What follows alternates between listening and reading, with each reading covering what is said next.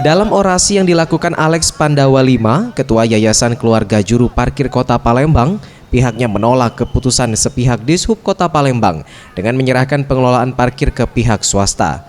Menurutnya, keputusan Dishub tersebut terbilang sepihak karena tanpa ada pemberitahuan atau sosialisasi kepada jukir yang ada saat ini. Ratusan juru parkir juga menolak tudingan kebocoran pendapatan dari sektor parkir melibatkan juru parkir. Alasannya, mereka telah menyetorkan sesuai dengan target yang diberikan Dinas Perhubungan Kota Palembang. Bahkan mereka mengaku target pendapatan parkir telah terpenuhi dan menolak swastanisasi parkir online. Tuntutannya minta dibatalkan swastanisasi, terus ditinjau ulang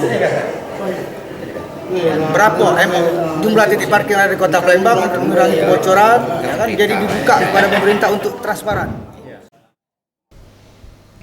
Aksi demo yang dilakukan juru parkir ini disambut baik oleh DPRD Kota Palembang dan pihak legislatif akan segera berkoordinasi dengan pihak terkait untuk dicarikan penyelesaiannya.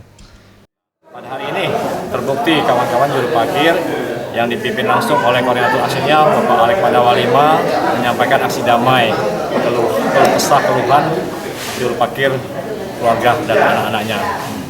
Untuk itu kami mengucapkan terima kasih, biar kami cari solusi untuk mediasi untuk musyawarah mufakat. Juru parkir tidak dirugikan, pemerintah Kota Palembang memenuhi target apa yang diinginkan oleh DPRD Kota Palembang. Tim Liputan Sriwijaya TV.